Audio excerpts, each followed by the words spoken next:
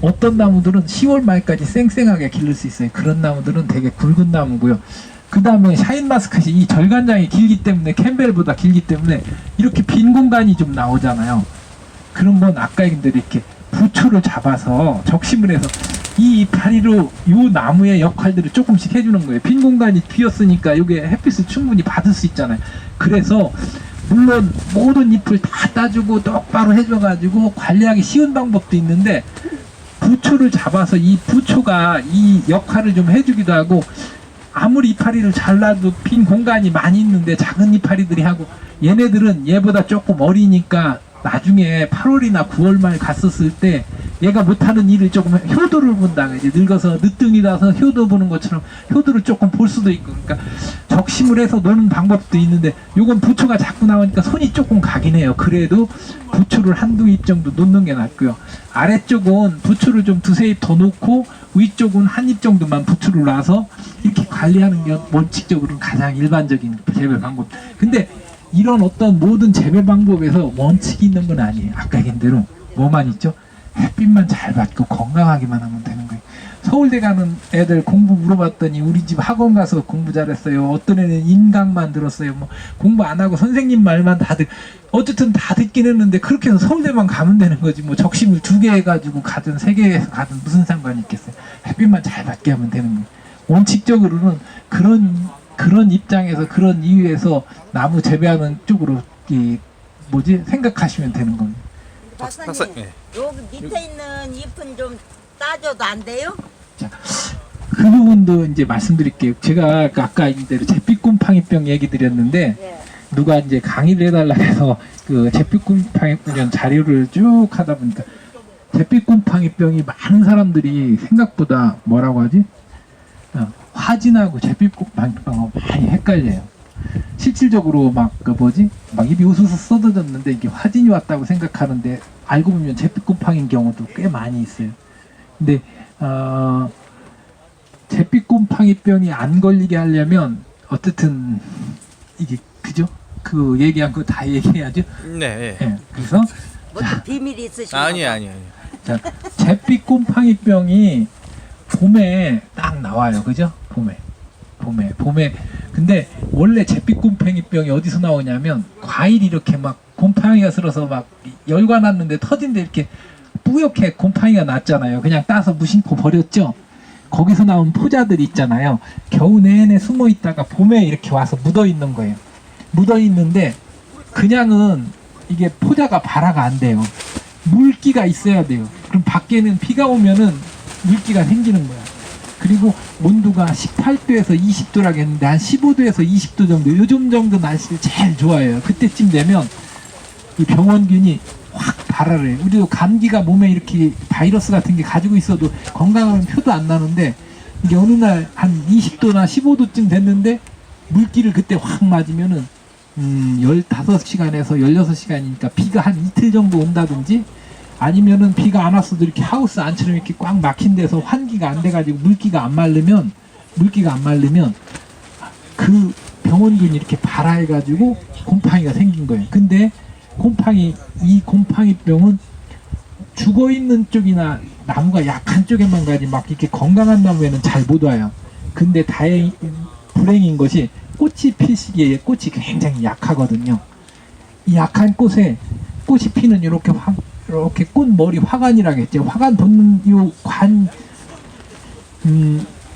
꽃이 이렇게 화관 벗으려면은 관하고 이렇게 연결되어 있는 거지. 이 고리 같은 것처럼 이렇게 돼 있어요. 쉽게 말해서 이게 화관이 뭔지는 알죠? 네. 예, 이게 우리가 말하는 꽃 화관이 있는데 이걸 이 안에 꽃이 들어있고 이렇게 이렇게 부드러매진 것처럼 이런 게 우리가 갓근 이것처럼 부드러맨 게 있어요. 근데 이 부분에 이렇게 그래서 꽃 화관이 잘 안 붙는 애 수정이 잘 안 되죠.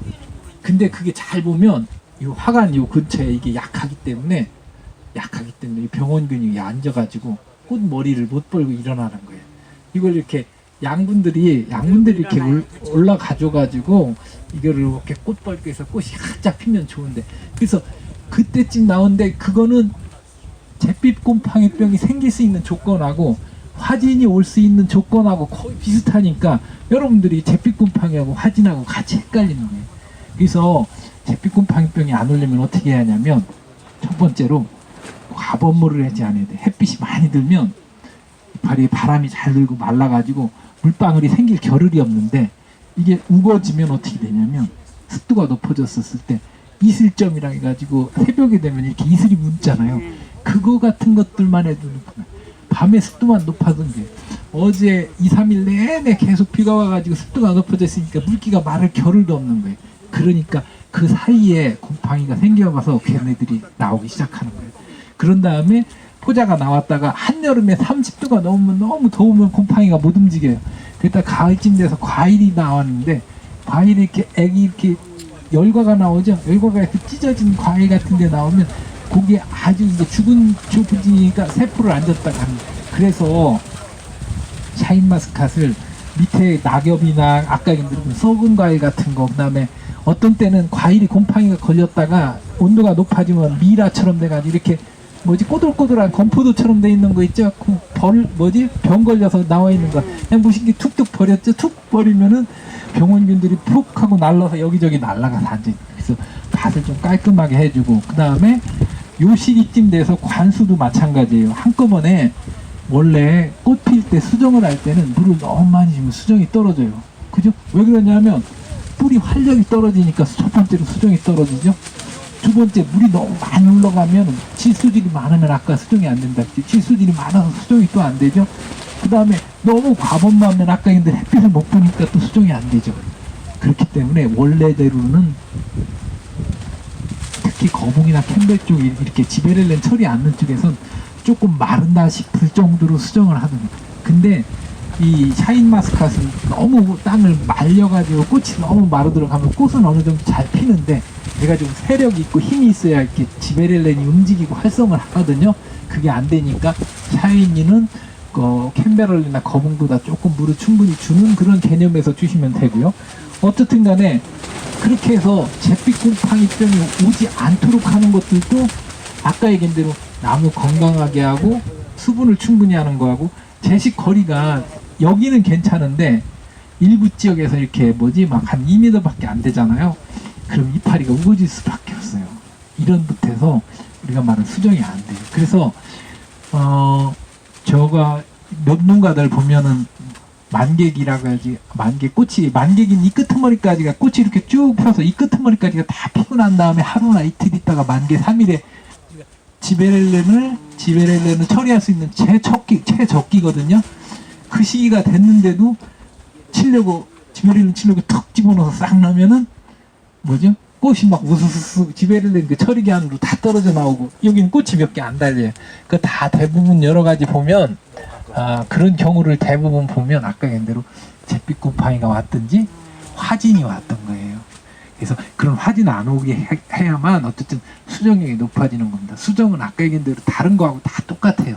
모든 품종에서 모든 거에서 밤온도가 제일 중요하고요. 밤온도가 제일 중요한 이유는 간단해요.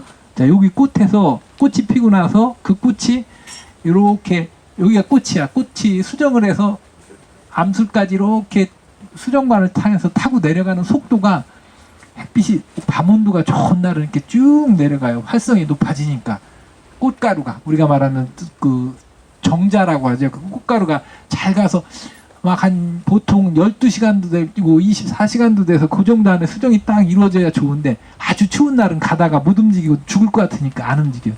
그러다 보면 꽃가루가 수정도 되기 전에 죽어버리는 게 그렇게 수정이 안 되는 거예요. 그래서 밤 온도가 낮은 날 수정이 제일 안 되는데 그걸 우리가 어떻게 할 수가 없잖아요. 그 나머지 할 수 있는 부분 중에 아까 할 수 있는 부분은 햇빛을 잘 받게 하는 거하고요. 아까 얘기한 지수질 너무 많게 안 하고 그 다음에 전년도에 저장량분 충분히 나오게 하는 방법, 이런 방법들이 제일 좋은 거예요. 물론 우리가 플라스타라는 좋은 게 있어서 딱 생육이 멈추게 하는 거예요. 이게 적심하는 것도 똑같아요. 적심을 하면 딱 양분들이 갈 길이 잠시 없어지잖아요. 생육이 멈추잖아요. 그럼 그 사이에 꽃이나 열매로 잠깐 가고 호르몬도 그때 잠깐 멈추잖아요. 그죠? 그거하고 비슷한데 플라스타도 거의 그거하고 비슷한 성질을 하는 거예요.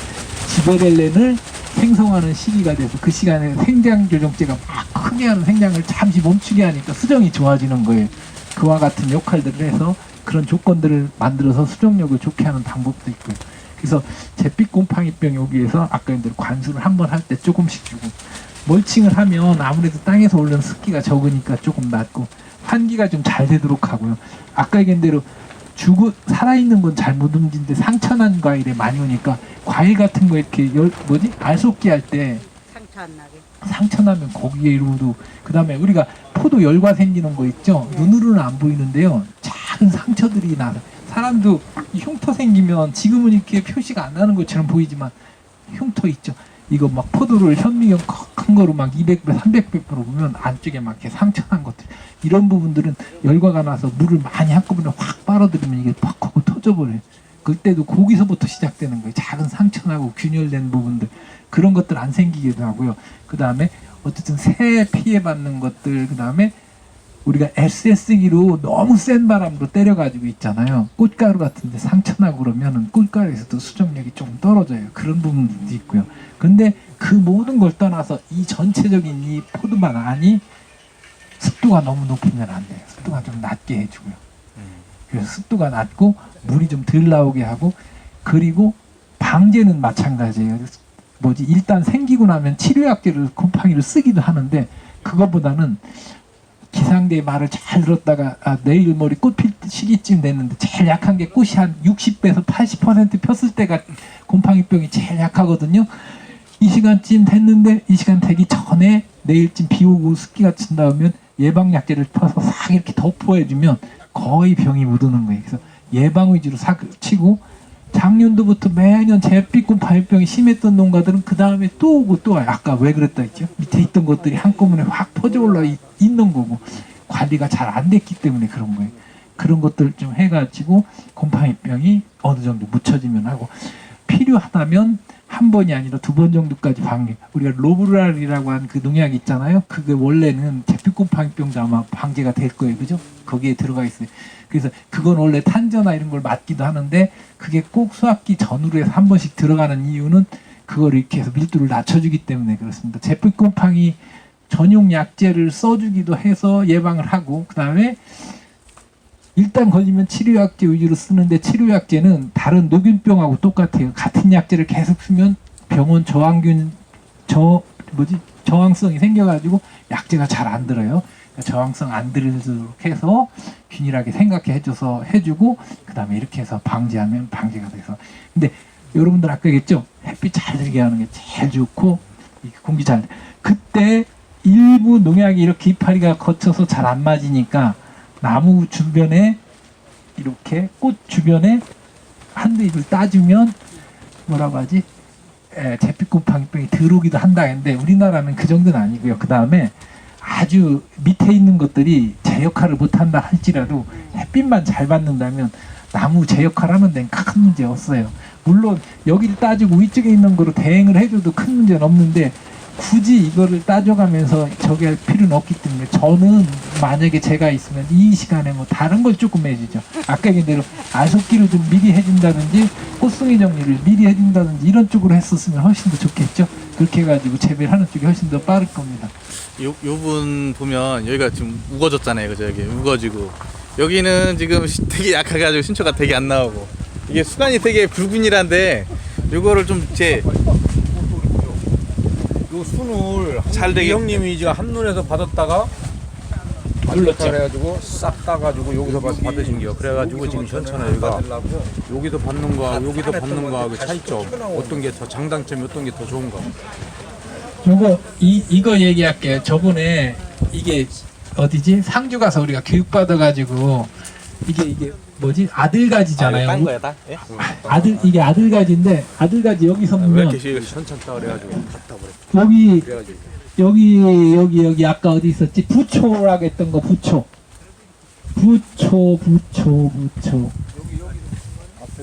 아까 부초 하나 있었죠? 예, 이거 부초 이렇게 적심해서 이 가지를 놔둬가지고 이게 작년에 됐던 거잖아요. 그죠? 이렇게 해서 이거. 아, 저거요? 예, 저게 아니요, 원가지요 저게. 아들가지. 그러니까 저게 이게- 아들가지요. 그러니까 아들가지잖아요. 얘가. 아니 여기가 아들가지라고. 여기에. 이게 1년 가지 아니? 1년 가지 그러니까 이거 부추죠. 그러니까 저 가지하고 똑같은 거라고. 얘를 부추 맞죠. 아 맞아. 예. 아 부추 맞다니까요. 아 그렇죠 맞죠. 아, 그렇지. 그렇죠. 근데 여기서 이제 요거 2년째 그쵸. 아니요. 예, 1년 된 거 그러니까. 2년째. 여기서 기르는 거하고 여기 예, 기르는 그러니까 거하고. 그게 어쨌든 가지를 예를 들면 이 가지에 이게 이렇게 해서 만들어서 이름을 만든 건데 이게 아까 얘기한 대로 정보세성 때문에 그래요. 이 가지 전체로 봤었을 때 이 가지의 끝이 이 가지보다 전구가 높기 때문에 얘가 세력이 좋아요. 그죠? 그래서 인원은 안 나오고 인원이 먼저 나오는 거예요. 그 다음에 멀어서. 괜찮아요. 일단 인원이 나오고 나면 여기에 츠가라고 하는데 옆에서 나오는 눈은 잘 크질 못해.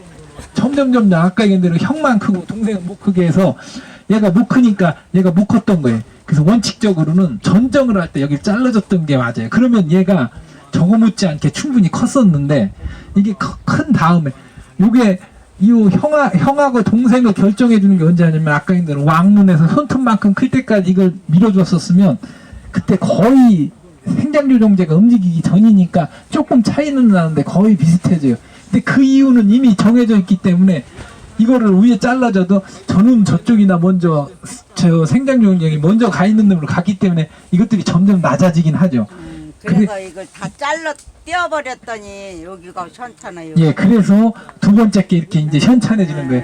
근데 이미 벌써 형아오가 결정이 돼 있기 때문에 얘네들은 늦을 수밖에 없는데 엄지만 했었을 때 떼어주는 방법이 하나 있고 원칙적으로는 전정할 때 잘라줬는데 우리가 상주나 이런데 교육 가서 이걸 놔두면 열매를 잘 물고 나온다 해서 이렇게 열고 그래서 있어요. 그렇게 근데 뒀어요. 실질로 이게 열매를 잘 물고 나와요. 왜 부초가 대부분 아까 얘기한 대로 여기서 보면 이 다른 놈보다 햇빛을 많이 받죠?